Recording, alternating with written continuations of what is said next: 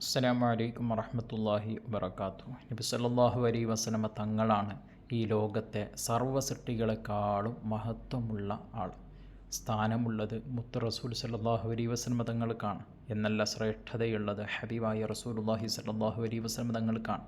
സൗഭാഗ്യവാന്മാരായ മുഴുവൻ പ്രവാചകന്മാരിലും മാത്രമല്ല, അവരിലെ ഊലുൽ അസ്മുകളായ 5 പേരിലും ഒന്നാമൻ ഹബീബ് റസൂലുള്ളാഹി സ്വല്ലല്ലാഹു അലൈഹി വസല്ലമ തങ്ങൾ തന്നെയാണ്.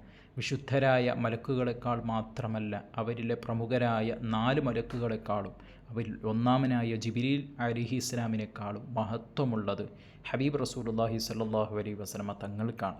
നബി സല്ലല്ലാഹു അലൈഹി വസല്ലമ തങ്ങളെ വിശേഷിപ്പിക്കാൻ നമ്മുടെ ഭാഷ മതിയാവില്ല എന്നുള്ളതാണ് വസ്തുത. ശാസ്ത്രം തികയില്ല, വാക്കുകൾ പരാജയപ്പെടും. ആർക്കും എത്തിപ്പെടാൻ കഴിയാത്ത പ്രപഞ്ചമേൽക്കൂരയിലെത്തിയ നബി സല്ലല്ലാഹു അലൈഹി വസല്ലമ തങ്ങൾ സ്വാഹിബുൽ മിഅ്റാജാണ്. എല്ലാ പ്രവാചകന്മാരും ഭയപ്പെട്ട് പിന്മാറുന്ന വേളയിലെ സ്വാഹിബുൽ ഷഫാഅത്താണ് റസൂൽ സല്ലല്ലാഹു അലൈഹി വസല്ലമ തങ്ങൾ. എന്നാലും നബി സല്ലല്ലാഹു അലൈഹി വസല്ലമ തങ്ങൾ ഏറ്റവും ഇഷ്ടപ്പെട്ടത് അള്ളാഹുവിൻ്റെ വിനീതനായ അടിമയായിരിക്കുക എന്ന ആ ഒരു പോസ്റ്റിനെയാണ്. അത് ഹബീബ് റസൂലുള്ളാഹി സ്വല്ലല്ലാഹു അലൈഹി വസല്ലമ തങ്ങൾ അവിടുത്തെ വാക്കുകളെ കൊണ്ട് വ്യക്തമാക്കുകയും ചെയ്തിട്ടുണ്ട്. കാരണം രാജാതിരാജനായ അള്ളാഹുവിൻ്റെ അടിമയായിരിക്കുക എന്നത് ഏത് രാജാധികാരത്തെക്കാളും മഹത്വമാണ്. അതുതന്നെയാണ് ഏറ്റവും ഉയർന്ന സ്ഥാനവും. അതിലൂടെ ലഭിക്കുന്നത് റബ്ബിൻ്റെ തൃപ്തിയാണ്. അള്ളാഹുവിൻ്റെ മഹത്വരമായ തൃപ്തി സ്വർഗത്തെക്കാളും അതിൻ്റെ എല്ലാ അനുഗ്രഹങ്ങളെക്കാളും മൂല്യമുള്ളതാണ്.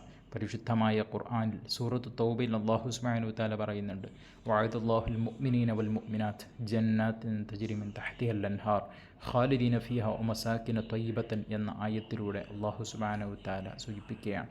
സ്വർഗത്തെക്കാൾ വലിയ മൂല്യമുള്ള ഒന്നാണ് അള്ളാഹുവിൻ്റെ തൃപ്തി. കാരണം സ്വർഗത്തിലെത്തിയതിനു ശേഷം പിന്നീട് അള്ളാഹു കനിഞ്ഞു നൽകുന്ന ഒന്നാണ്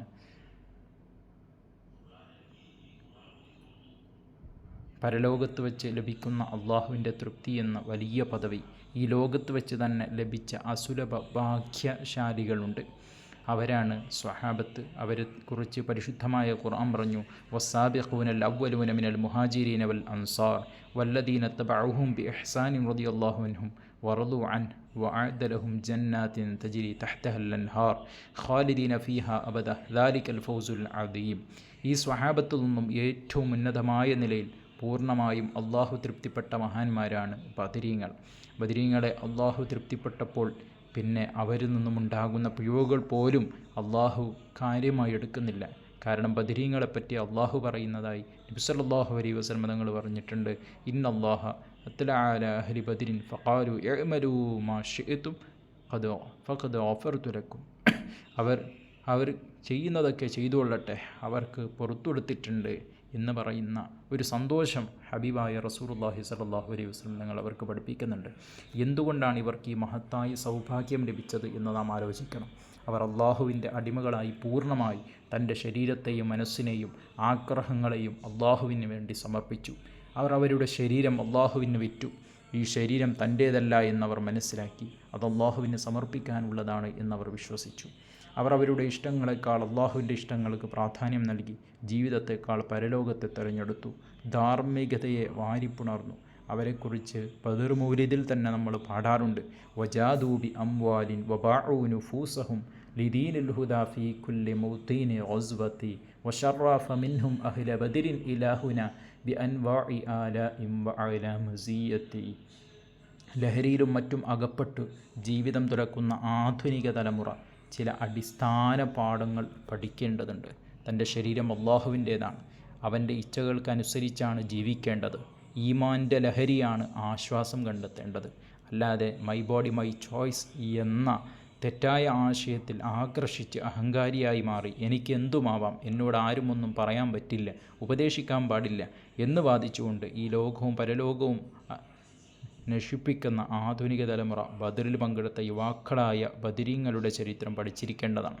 ബദറിന് നേതൃത്വം നൽകിയവരിൽ പലരും യുവത്വത്തിലുള്ളവരായിരുന്നു. ചിലർ കൗമാരക്കാരായിരുന്നു. 20 വയസ്സിന് താഴെയുള്ളവരുണ്ടായിരുന്നു. മഹാന്മാരായ ത്വൽഹത്ത് ബിൻ ഉബൈദില്ല റളിയല്ലാഹുവിനു, സുബൈർ ബിൻ അൽ അവ്വാം റളിയല്ലാഹുവിനു, സയ്യിദ് ബിൻ അബി വക്കാസ് റളിയല്ലാഹുവിനു, സയ്യിദ് ബിൻ സുബൈർ റളിയല്ലാഹുവിനു മുതലായവർ കൂട്ടത്തിലുണ്ടായിരുന്നു. വളരെ ചെറുപ്പമായിരുന്ന സയ്യിദ് ബിൻ അബി വക്കാസ് റളിയല്ലാഹുവിനു പറയുന്നുണ്ട്, അദ്ദേഹത്തിൻ്റെ സഹോദരൻ ഉമൈർ ബിൻ അബി വക്കാസ് റളിയല്ലാഹുവിനു ബദർ യുദ്ധഭൂമിയിൽ മറ്റുള്ളവർ കാണാതെ മറഞ്ഞു നടക്കുന്നത് ഞാൻ കണ്ടു. ഞാൻ കാരണം തിരക്കി. അപ്പോൾ പറഞ്ഞു, ഞാൻ ചെറുപ്പമായതിനാൽ റസൂൽ സല്ലല്ലാഹു അലൈഹി വസല്ലം തങ്ങൾ എന്നെ കാണാതിരിക്കാൻ വേണ്ടിയാണ്. അങ്ങനെ കണ്ടാൽ എന്നെ ഒരുപക്ഷെ തിരിച്ചയക്കുമോ എന്ന അത്രത്തോളം ആവേശത്തിൽ സ്വഹാബാക്കൾ അവിടുന്ന് ബദറിൽ പങ്കെടുത്തിട്ടുണ്ട്. സത്യവും അസത്യവും ധർമ്മവും അധർമ്മവും നീതിയും അനീതിയും പോരടിച്ച ആ യുദ്ധഭൂമിയിൽ സത്യത്തിനൊപ്പം നിലകൊള്ളാൻ ആ കൗമാരക്കാർ പാടുപെട്ടു. ഇനി വേറെ 2 കൗമാരക്കാരെ നോക്കൂ. അവരും സഹോദരന്മാരാണ്. അഫ്റാഇൻ്റെ 2 മക്കൾ എന്നറിയപ്പെടുന്ന മുആദും മുഅവ്വിദും പരിശുദ്ധ ഇസ്ലാമിലേക്ക് 8 വയസ്സിന് മുമ്പേ കടന്നു വന്നവരാണ് ഇവർ. മുസ്അബ് ബിൻ ഉമൈർ റളിയല്ലാഹുവിനു ഖുർആൻ പാരായണം ചെയ്യുന്നത് കേട്ട് ഹൃദയം ഈമാനിലേക്കിണങ്ങി അത് ലഹരിയായി മാറി. അവരിലൂടെ മാതാപിതാക്കളും ഹിദായത്തിന് തിരഞ്ഞെടുത്തു. അങ്ങനെ പിതാവായ മുടന്തുള്ള അംർ ബിൻ ജുമൂഹ് റളിയല്ലാഹുവിനൊപ്പം ആ മക്കളും ബദറിലെത്തി. ഈ ഉമ്മത്തിൻ്റെ അബൂജഹലിനെ കൊന്നത് ഈ 2 കൗമാരക്കാരാണ്. അബ്ദുറഹ്മാൻ ഔഫ് റളിയല്ലാഹുവിനു ആ സംഭവം വിവരിക്കുന്നത് നമുക്ക് കാണാൻ പറ്റും. ബദർ ദിനം യൗമുൽ ഫുർഖാൻ ആണ്. എക്കാലത്തെയും മാതൃകയാണ്, പ്രചോദനമാണ്. അതുകൊണ്ട് അത് അനുസ്മരിക്കപ്പെടണം. ബദരീങ്ങൾ ജീവിതത്തോട് ചേർന്നു നിൽക്കണം, മാതൃകയാവണം. യുവാക്കൾക്ക് മാത്രമല്ല, ഈ ഉമ്മത്തിന് ആകമാനം മാതൃകയാണ്. ആൾബലത്തിൻ്റെ കുറവ് കൊണ്ട് ഭയപ്പെടേണ്ട എന്ന് ബദർ നമ്മെ പഠിപ്പിക്കുന്നുണ്ട്. ബദറിൽ അതുണ്ടായിരുന്നു. ആ കുറവ് മലക്കുകളെ കൊണ്ട് പരിഹരിക്കപ്പെട്ടിട്ടുണ്ട്.